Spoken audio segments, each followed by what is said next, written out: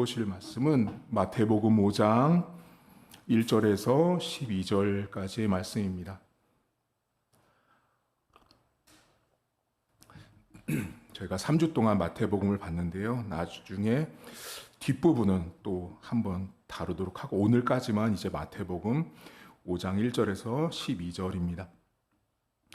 예수께서 무리를 보시고 산에 올라가 앉으시니 제자들이 나온지라 입을 열어 가르쳐 이르시되 심령이 가난한 자는 복이 있나니 천국이 그들의 것임이요 애통하는 자는 복이 있나니 그들의 위로를 받을 것임이요 온유한 자는 복이 있나니 그들이 땅을 기업으로 받을 것임이요 의에 줄이고 목마른 자는 복이 있나니 그들이 배부를 것임이요 긍휼히 여기는 자는 복이 있나니 그들이 긍휼히 여김을 받을 것임이요 마음이 청결한 자는 복이 있나니 그들이 하나님을 볼 것임이요 화평하게 하는 자는 복이 있나니 그들이 하나님의 아들이라 일컬음을 받을 것이며 의를 위하여 박해를 받은 자는 복이 있나니 천국이 그들의 것임이라. 나로 말미암아 너희를 욕하고 박해하고 거짓으로 너희를 거슬러 모든 악한 말을 할 때에는 너희에게 복이 있나니 기뻐하고 즐거워하라. 하늘에서 너희의 상이 큼이라. 너희 전에 있던 선지자들도 이같이 박해하였느니라.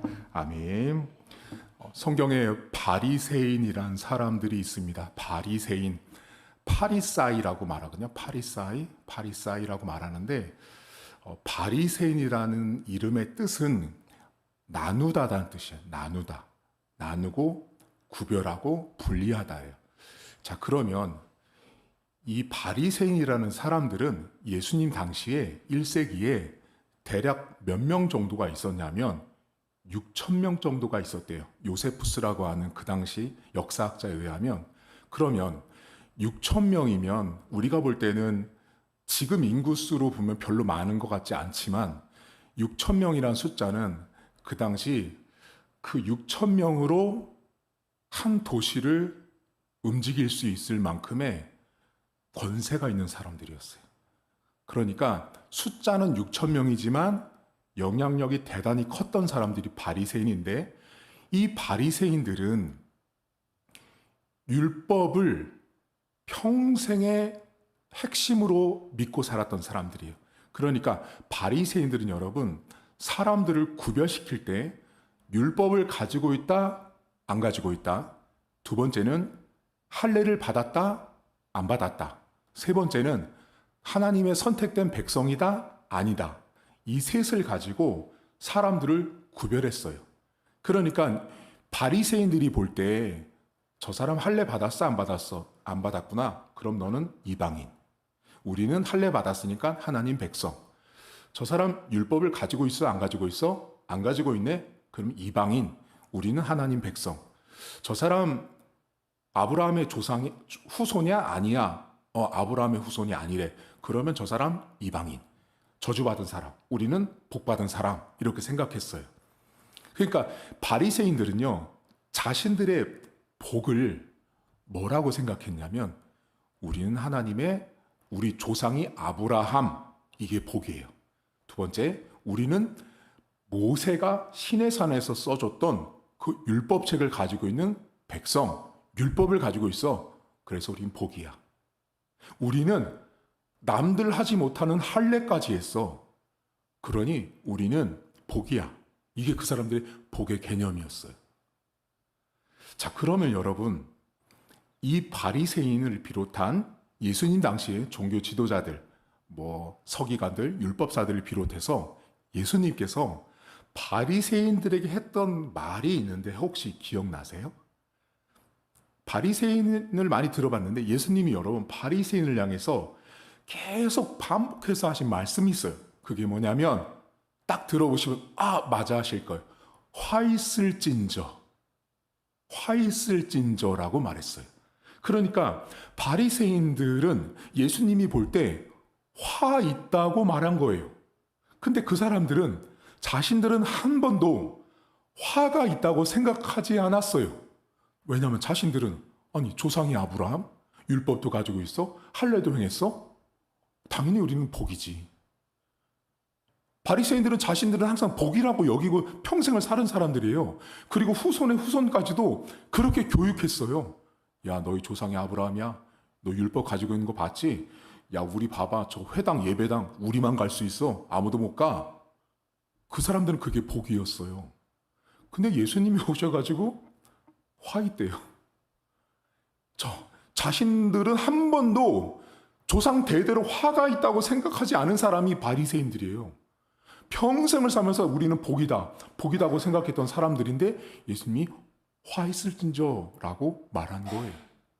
그러니 예수님이 1세기 당시에 왔을 때 예수님이 하는 모든 말이요, 바리새인을 비롯한 모든 종교 지도자들이 볼 때는요, 매우 우리 흔히 하는 말로 고가운 거예요. 듣기 싫은 거예요. 왜냐하면 아니 일평생을 살면서 화 있을진저라는 말을 나한테 한 사람이 없는 거지. 여러분 생각해 보세요. 여러분에게 한 번도 맨날 복덩어리 하다가 평생을 살았거든요. 근데 만약에 애가 컸는데 어른 됐는데 화 있을진저, 평생을 복이라고 듣고 살은 사람이 화 있을진저 말을 들을 때 용납이 안 되는 거예요. 그게 예수님 당시에 그 시대 배경이었어요. 자, 근데 그때 예수님이 오셔서 산에 올라서 복 있는 사람은 이러이러한 사람이다라고 말할 때 예수님이 뭐라고 말해요, 여러분? 심령이 가난한 자는 복이 있고요. 애통하는 자는 복이 있고요. 온유한 자는 복이 있대요. 자, 이 말을요. 자, 예수님이 복이라고 말했죠. 요 말을 방금 말씀드렸던 그 바리새인들이 들을 때 어떻게 생각했을 것 같으세요? 이 사람들 여러분 콧방귀도 안 꼈어요. 왜 그런지 아세요?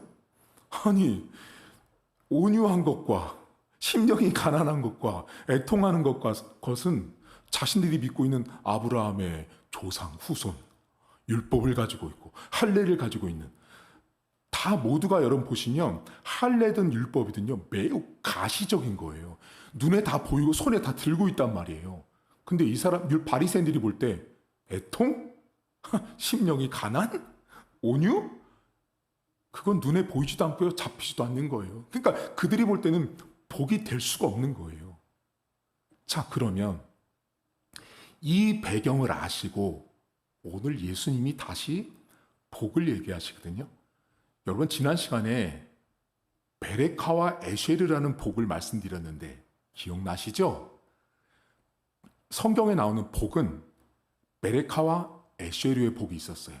베레카는 무슨 복이었냐면 요셉이 보디발의 집에 가서 요셉 덕분에 그 집안의 모든 물건들이 복을 받았을 때 썼던 말이 베레카예요. 베레카는 한마디로 물질적인 복이에요. 그 역시도 하나님이 주는 복이에요. 그런데 에쉐르의 복은 뭐였어요? 그게 마태복음 5장에 있는 심령이 가난한 자, 애통하는 자, 온유한 자, 이 에쉐르는 하나님과의 관계 속에서 얻는 축복을 말했어요. 그게 에쉐르예요.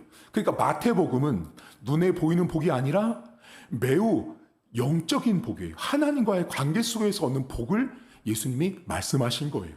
자, 그러면 지난 시간에 심령이 가난하다라는 건 뭐였냐면 하나님의 도우심으로 살아가는 인생. 하나님 없이는 안 됩니다. 그때 무슨 말씀 드렸어요? 사업이 쫄딱 망해서 파산한 사람이 하나님 딱 보일 때, 하나님 없이는 안 된다고 할 때 그 가난한 마음, 그 심령, 그때가 가난한 심령이 가난하다라고 말했어요. 그럼 두 번째, 애통은 뭐였어요, 여러분? 애통은 내가 다시는 저 죄를 짓지 말아야지. 내가 다시는 저 죄를 반복하지 말아야지. 그 죄를 못 이겨서 오는 애통이었죠. 애통. 그래서 유사한 사람으로 누구 말했냐면 운동선수가 올림픽 나가기 전에 끝까지 참았는데 그 한 번을 술 먹는 걸 못 참아서 올림픽 출전 못했던 그 사람의 그 애통, 그게 애통은 아니지만 비슷한 거로 말씀드렸어요. 그게 애통이고, 온유는 뭐였어요? 온유는 내가 중심이 되고자 하는 걸 거절하는 마음, 내가 중심이 아닌 사람, 그게 온유였죠. 그래서 지난 시간에 그랬잖아요. 목사님, 저 사람 착해요. 뭐 따뜻한 사람이에요. 그게 온유가 아니다. 내 삶에 내가 중심이 안 되는 거. 그래서 지난 시간에 그랬잖아요. 어떻게 남편이 중심이든가요? 자식이 중심이 되시든가요? 아니죠. 인생은 다 오로지 내가 중심이 돼야 되죠. 그게 인생이거든요. 자, 그러면 심령이 가난한 것과 애통한 것과 온유한 것을 배웠는데 거기 따라오는 무슨 말씀하시냐면 심령, 이 사람이 천국 그 사람 거야. 이 얘기하시는 거예요. 천국을 얘기하시고요. 애통하는 사람 위로받아. 이거 말해요. 그 다음 마지막 세 번째가 온유한 사람 땅을 기업으로 받는데요. 그러면 이게 우리의 머리로 이 설명이 잘 안 되거든요. 보세요. 심령이 가난한 사람이 천국이 그들의 것이래요. 천국. 천국과 그러면 심령이 연결된 거예요. 두 번째, 애통하면 위로받는데요. 세 번째, 온유하면 땅을 차지한대요. 아니, 온유한데 왜 땅을 차지하지? 그런 생각 안 해보셨어요? 이 성경이요, 마태복음 이 5장이요, 그냥 읽잖아요. 그러면 매우 되게 따뜻하고 잘 읽혀져요. 그러니까 우리가 흔히 라임을 탄다 그러잖아요. 뭐뭐 한자나 뭐뭐 했다 이렇게 쉽게 읽혀지지만 이 성경을 곱씹잖아요. 이해가 안 가요, 사실은. 그럼 첫 번째, 심령이 가난한 사람은 어떻게 천국이 그들의 것이 될까요? 그러면 요걸 알려면 방금 말씀드렸던 바리새인들을 생각해 봐야 돼요. 바리새인들은 천국을 어떻게 갈까요? 바리새인들이 생각하는 천국 백성은 이미 그들이에요. 이미 그들. 왜? 조상이 아브라함이거든요. 대단한 거예요. 조상이 아브라함의 그 모세가 써준 율법을 가지고 있는 백성. 우리만 천국 가요. 그게 그 사람들이 천국 가는 방법이에요. 근데 예수님은 무슨 얘기 하시냐면 심령이 가난한, 즉 하나님을 믿고 신뢰하고 의지하지 않는 사람은 천국에 가지 못한다는 말을 하신 거예요. 그래서 여러분 복음서 안에 예수님이 기적을 베푼 다음에 이런 얘기를 하세요. 하나님의 나라가 너희에게 임했고 천국이 너희 것이다라고 말하거든요. 그때 그 사람들의 특징이 뭔지 아세요? 그들이 예수를 믿더라예요. 다시 말하면 심령이 가난한 사람들은 하나님의 인도를 구하고 하나님의 도움을 받아서 살아가는 사람들만, 다른 말로 예수를 믿는 사람들만 천국을 가질 수 있다라는 말을 하신 거예요. 이때 꼭 기억할 사람들이 바리새인들이에요. 그 시대는 천국을 예수를 믿어서 가는 것이 아니에요. 율법 가지고 있고 율법 지키고 아브라함이 우리 조상이고 할례를 한 사람, 그 사람이 천국 백성이에요. 근데 예수님이 완전히 그 말을 뒤집는 말을 하신 거예요. 율법 가지고 있어도 소용없어. 조상이 아브라함 소용없어. 너 예수 믿어 안 믿어? 이거예요. 예수 믿는 사람이 천국 백성이라는 걸 말씀하신 거예요. 여러분, 그래서 제가 우리 성도들한테 늘 반복하는 게 뭐냐면, 목사님, 우리 집안이 몇 대째예요? 우리 집안은 몇 대째가 아니에요. 우리 집안은 목사, 장로, 권사가 얼만큼이나 있어요. 우리 집안은 목사, 장로, 권사님이 아무도 없어요. 여러분, 예수님이 1세기 당시에 왔을 때는요, 조상이 몇 대, 목사님, 장로님, 권사님, 선교사님이 몇 명, 다 필요 없어요. 예수님이 말한 딱 하나는 하나밖에 없어요. 예수님 믿는 사람. 예수님 믿는 사람만 천국 백성인 거예요. 그러니 바리새인들 입장에서 볼 때, 바리새인들은 예수님이랑 만약에 논쟁하잖아요. 예수 양반, 당신 아버지가 목수인데 당신 목수면서 율법을 알아? 당신 조상이 아브라함 맞아? 이거 가지고 계속 논쟁하고 싸웠을 사람들이에요. 왜? 겉으로 보이는 것이 중요했거든요. 그래서 여러분, 신앙은요, 겉이 중요한 게 아니에요. 겉으로 천국까지 못한답니다. 겉으로. 그래서 전에도 말씀드렸죠. 교회 올 때 민낯으로 오셔도 돼요. 화장 안 하시고. 하나님이 화장을 잘했나 못했나 아니요. 그냥 단정히 입고 오시면 돼요. 하나님은 우리의 중심에 있는 믿음을 보시는 거예요.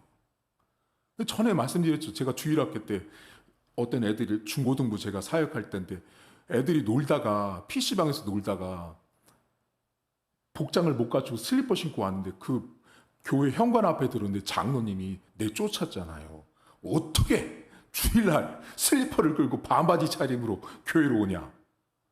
그 장로님은 하나를 놓친 거예요. 깨끗하고 정갈하고 정장 바르게 입고면 좋죠. 금상첨화죠. 근데 그렇게 안 됐을 때 그 아이들이요. 밤새도록 놀다가 오늘 주일인 걸 기억하고 교회를 온 그들의 믿음이 더 값지지 않아요? 그걸 못 본 장로님이 더 안타까운 거죠. 천국이 하나님이 것인 되는 사람은 하나님에 대한 믿음으로 사는 사람이어야 합니다. 여러분들이 예수님 믿죠? 제가 이렇게 보면 여러분 예수님 믿죠 하면 자신감이 없으시거든요. 그런데 제가 늘 말씀드린 거 있죠. 내가 예수를 믿어서 내가 오늘 당장 죽어도 천국 가는지 안 가는지를 두 가지로 정확히 알 수 있어요. 첫째, 내가 교회에 와서 딱 앉아서 기도할 때 하나님 아저씨가 아니고 하나님 아버지가 나오면 100% 구원받은 백성이에요. 두 번째, 바울이 뭐라고 말해요? 성령이 아니고서는 너희 안에서 예수를 저주할 자가 없다라고 말해요. 이게 무슨 말이냐면 여러분들이요. 내가 교회를 다녔어요. 근데 내가 예수님을 극적으로 드라마틱하게 만났든 만나지 않은 모태신앙이든 상관없이 여러분이 교회 신앙생활을 하면서 단 한 번도 여러분의 입으로 저 예수 죽일 XX 같은 이 말이 안 나오지요. 여러분 입에서 그거 구원받은 거예요. 바울이 성령이 아니고서는 성령으로는 절대로 예수님을 저주를 못한다는 거예요. 그럼 여러분들이 예수를 저주하지 못하는 것은 내 안에 성령이 내주하고 있는 인생이에요. 그래서 내가 100% 구원받은 증거가 딱 둘로 정확히 알 수 있어요. 하나님 아버지라고 부르는 거예요. 두 번째는 내가 예수님을 저주하지 않는 거예요. 그럼 여러분 물어보세요. 여러분 예수님 믿으셨어요? 여러분 구원받으셨어요? 이 두 가지가 딱 진짜 목사님 말한다. 나 예수님을 하나님 아버지로 부르고 있네. 기도하네. 저주하지 않네. 여러분 천국 가요. 이게 구원받은 증거예요. 심령이 가난한 사람, 하나님의 도움이 없이는 천국을 갖지 못합니다. 그럼 여기서 여러분과 나누고 싶은 게 하나 있는데, 여러분 혹시 이런 말 하지 않으세요? 지옥 같아. 이런 말 하시죠? 이런 말 하시거든요? 내가 지옥 같은 삶을 살고 있어. 근데 여러분 입에서 목사님 천국처럼 살고 있어요 라는 말을 안 하시거든요. 지옥 같아요 목사님. 내가 저 남편이랑 사는 거 지옥 같고 저 자식 지옥 같고 우리 직장 지옥 같고 지옥 같다라는 말은 많이 해요. 그리고 맨날 내가 지옥을 경험했어 라는 말 되게 많이 하거든요. 이 말의 핵심과 본질의 답을 알려드릴게요. 자, 지옥 같다라는 말은 오늘 본문대로 하면 천국이 아니네요. 그렇죠? 그럼 천국이 아니라는 말은, 지옥 같다라는 말은 내가 하나님 없이 살고 있다라는 뜻이에요. 이 본문이 그랬잖아요. 심령이 가난한 사람은 하나님의 도우심으로 사는 사람들이에요. 하나님의 인도를 따라 사는 사람들인데, 내가 지옥 같은 삶을 살고 있다라는 이 표현 속에는 현재 내가 하나님 없이 내 힘으로 살고 있다라는 말이에요. 하나님 없이 내 힘으로 살고 있으니 천국이 아닌 거죠. 왜? 천국은 심령이 가난한 자의 것이거든요. 하나님의 도우심으로 살아가는 사람이거든요. 근데 내가 지옥 같다라고 말하는 것은 현재의 삶 속에서 내가 표현을 하든 표현하지 않든 나는 현재 내 힘으로 살고 있는 거예요. 그러니 내 힘으로 살았더니 지옥이죠. 성경은 진리거든요. 심령이 가난한 자, 하나님의 인도와 도우심과 보호를 받지 않으면 그 삶이 천국이 될 수 없습니다. 그래서 여러분 삶 속에 지옥 같아 이 말은요, 이 말을 하는 순간 어떻게 되냐면, 목사님 저는 하나님 없이 살고 있어요 라는 말 똑같은 말이에요. 그래서 여러분들이 입속에 지옥 같아 라는 말을 안 하셔야 돼요. 할 수밖에 없는 상황이 연출되는 건 맞죠. 인생을 살다 보면. 하지만 그 말을 성경대로 잘 뒤집어서 검증해 보면 심령이 가난한 사람에게 천국이 그 사람의 것인 것처럼 결국 지옥 같다라는 건 내가 하나님의 도움이 없는 거예요. 하나님 없이도 나 스스로 살 수 있다라고 판단하고 결정하고 살고 있는 사람인 거예요. 심령이 가난해서 천국이 여러분 것임을 믿고 예수님 꼭 믿고 살아가십시오. 두 번째가 뭐냐면 애통하는 자거든요. 자, 애통하는 자는 아까 뭐랬어요? 내가 죄를 이기지 못한 것 때문에 애통이죠. 죄를 극복하지 못한 것 때문에 애통이죠. 근데 왜 위로를 받아요? 그럼 이런 거예요, 여러분. 이렇게 생각하세요. 내가 죄를 이기지 못했어요. 여러분의 가슴을 막 쳐요. 그럼 하나님이 짜잔하고 나타나셔가지고 아이고 딱한 거 이렇게 하나님이 위로하는 거예요. 여기서 말하는 위로를 하면요, 그 하나님이 나타나서 이 등을 두드려주는 개념이 아니고요, 애통이라는 말은 철저하게 죄를 이기지 못한 죄인인 나를 향하고 있어요. 여러분들은 죄인이에요. 여러분 있잖아요. 나는 죄인이에요 하면요, 가장 크게 아멘 하셔야 되는 거예요. 하라는 뜻이 아니고요, 원래는. 그게 우리의 정체성이에요. 근데 많은 사람들이요, 내가 죄인이라는 것을 인정하지 않으려고 하거든요. 여러분 죄인이에요. 그게 당당하셔야 되거든요. 죄인이라서 실수하고 연약한 거예요.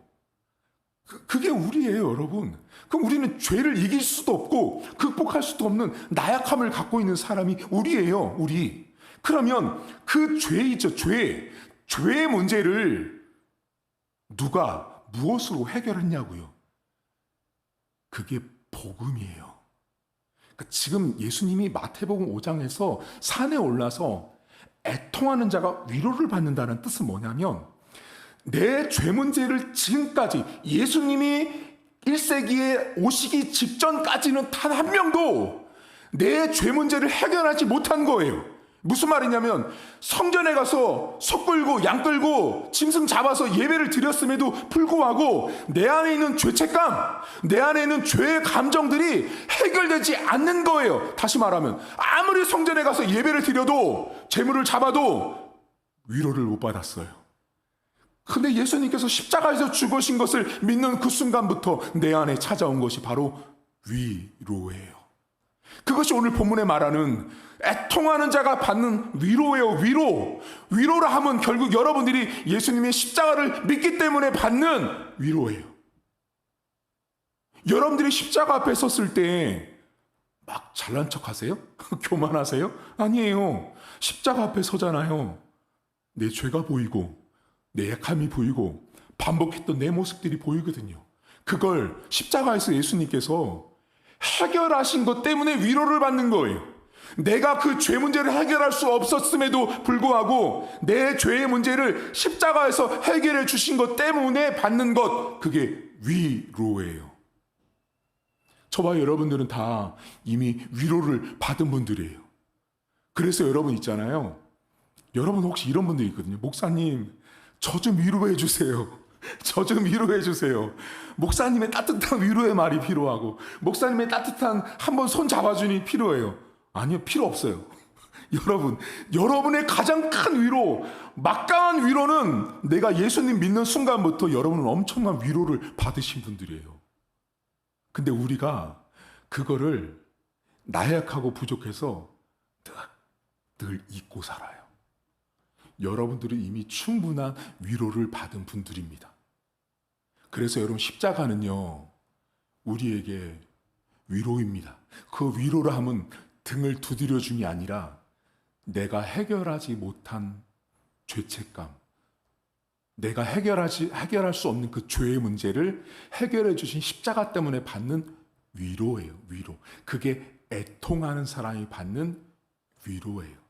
그럼 여러분들이요, 매일의 삶 속에 애통, 이거 죄 짓지 말아야 되는데 또 반복해서 하는 일들이 생겨요? 안 생겨요? 생기죠.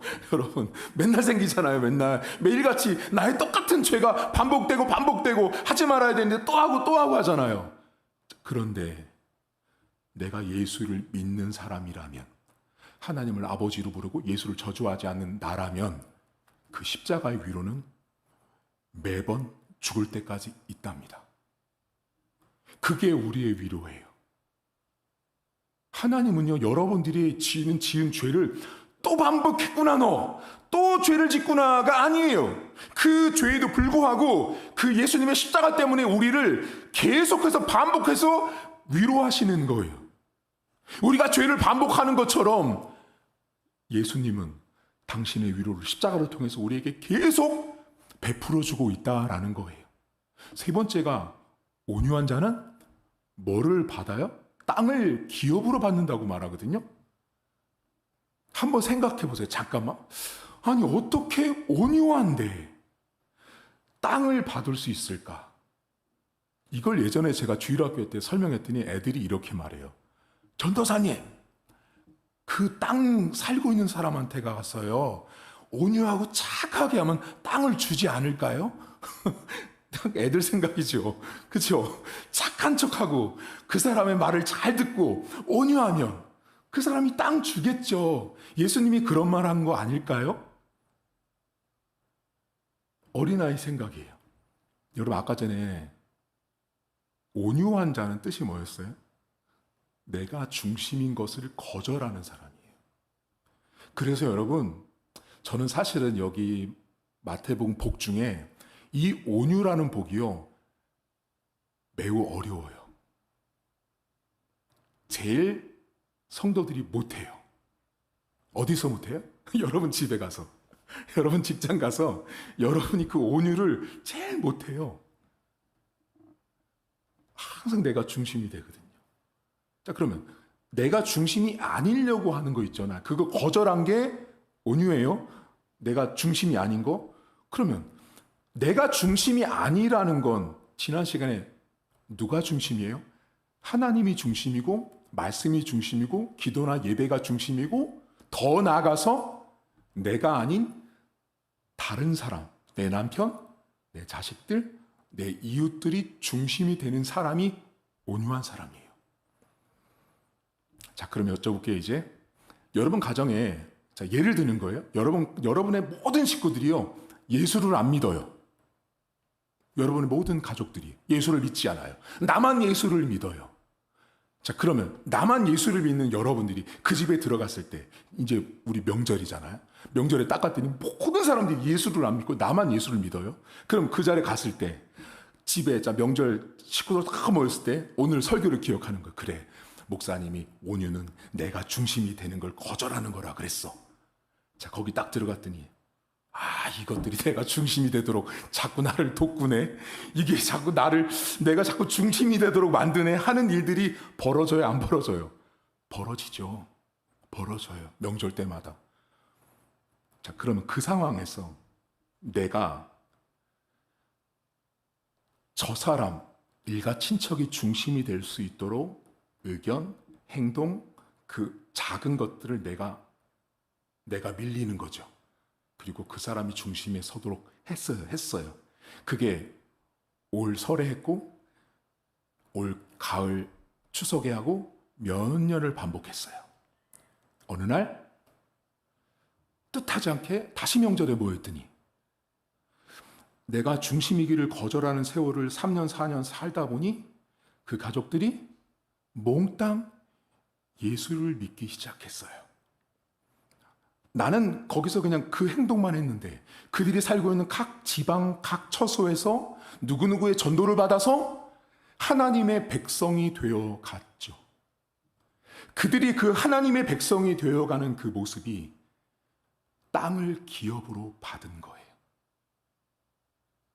그게 온유한 자가 받는 땅의 기업이에요.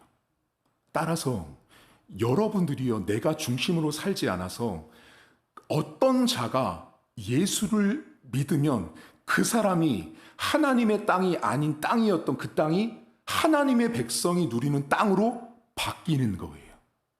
그래서 그 땅이 하나님 백성의 기업이 되고 돌아오게 되어 있어요. 그래서 여러분들이요, 온유하게 사는 게 매우 중요해요.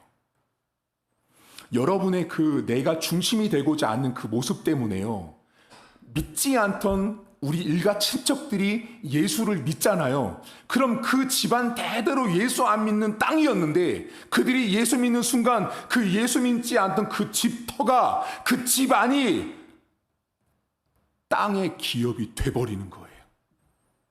그 땅을 사는 개념이 아니에요. 예수 믿고 하나님 자녀가 되는 사람들이 늘어나면 늘어날수록 그게 땅을 기업으로 얻는 거예요. 이걸 제일 많이 한 사람이 누군지 아세요, 여러분? 성경에서 그게 바로 사도 바울이에요. 저는 제가 지금까지 신학하고 연구한 분야에서 볼 때 성경 속에서 가장 땅 부자가 사도 바울이에요. 생각해 보세요, 여러분. 사도 바울이 전한 로마서, 갈라디아서, 에베소서, 그 모든 성경을 현재 저와 여러분들이 놀랍게도 읽고 있다라는 사실이에요. 그 성경을 읽고 누군가는 예수를 믿고 교회 앞으로 돌아온다는 거예요. 그러니 바울만큼 땅 부자가 없어요. 목사님, 저 구약에 있었던 사람들보다 많지 않을까요? 아니요. 전 어림도 없다고 생각합니다. 왠지 아세요? 여러분 지금 전 세계를 보세요. 바울 한 사람 때문에요, 그 신약 복음서 복음 때문에 온 세상이 예수 믿고 있어요. 이번 명절에 가셔서 이렇게 생각하세요. 내가 저 인간을 전도해야지. 이게 아니고요. 내가 저 사람의 땅을 하나님 땅으로 만들어 버리리라. 저 사람 믿지 않는 저 땅, 저 집안이 믿지 않는 저 땅이 하나님의 기업으로 바뀌는 데 있어서 출발은 내가 온유한 거예요. 내가 온유하다라는 건 예수 믿으세요 그 말 아니에요. 거기 가서 내가 중심이 안 되는 거예요. 내가 포인트가 안 되는 거예요. 그거 내가 거절하는 사람, 그게 온유한 사람이에요. 그러면 믿지 않던 그 사람이 예수 믿을 때 그 사람이 있는 그 터전이 하나님의 땅, 하나님의 기업으로 탈바꿈 된다라는 거예요. 심령이 가난한 자는 천국이 그들 거예요. 지옥 같아요, 목사님. 이 말은 뭐예요? 하나님 없이 살고 있다는 거예요. 애통하는 사람은 십자가로 위로받는 거예요. 그 십자가의 위로는 한 번 하고 끝나지 않아요. 여러분들이 계속 죽을 때까지 반복하는 그 죄가 나타나고 나타날 때마다 그 십자가의 위로는 계속 반복됩니다. 온유함은 내가 중심이 안 될 때 믿지 않는 사람들이 늘어날 거예요. 이번 명절을 보내시면서 가족들, 믿지 않는 식구들 그냥 이렇게 사람으로 보지 마시고요, 땅으로 보세요. 그러면 여러분도 좀 땅 부자 돼야 되지 않겠어요? 바울처럼. 아무쪼록 여러분들 인생에 예수님이 말했던 그 복을 누릴 수 있기를 주님의 이름으로 축복합니다.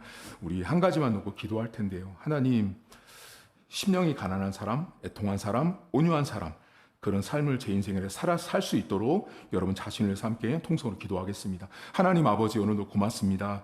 우리가 예수님께서 말씀하시는 복을 누리는 삶을 산다는 것이 결코 만만치 않음을 주님 앞에 고백합니다. 그럼에도 불구하고 하나님은 우리에게 복 있는 자라고 말씀합니다. 우리에게 복 있는 사람이라고 말씀합니다. 하나님, 우리가 예수님을 믿는 것, 우리가 예수님의 자녀가 된 것, 하나님의 백성이 된 것, 내가 얼마나 복 있는 인생인지를 우리 성도들이 기억하길 원합니다. 하나님 아버지, 우리 성도들 인생에 내가 예수를 믿는 것, 내가 하나님의 자녀가 된 것이 얼마나 큰 축복인지를 믿게 하시고 바라보게 하셔서, 하나님, 내가 하나님을 믿는 것 때문에 받는 복이 하나님 이루 헤아릴 수 없는 존재라는 사실을 항상 믿음으로 고백하며 나아갈 수 있도록 하나님 도와주시길 원합니다. 하나님, 심령이 가난한 자의 인생을 살아가게 하옵소서. 하나님의 도우심으로 사는 인생 될 수 있도록 도와주셔서, 내가 하나님의 도우심이 아니면 천국 백성이 될 수 없다라는 그 믿음으로 살아가는 우리 성도들 될 수 있도록 하나님 도와주시길 원합니다. 하나님, 우리는 늘 애통합니다. 내가 지은 죄의 반복 때문에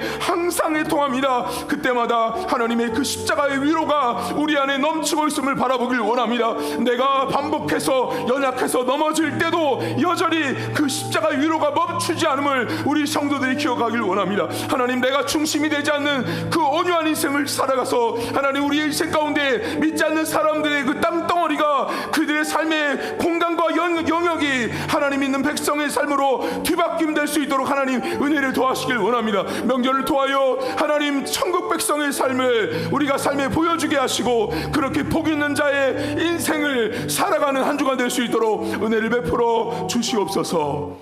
하나님 아버지, 예수님께서 산에 올라서 하셨던 복 있는 사람이라고 하는 그 말씀은 이 땅에 살고 있었던 바리새인들이나 종교 지도자들, 타락한 세상 사람들은 이해하지 못하는 복입니다.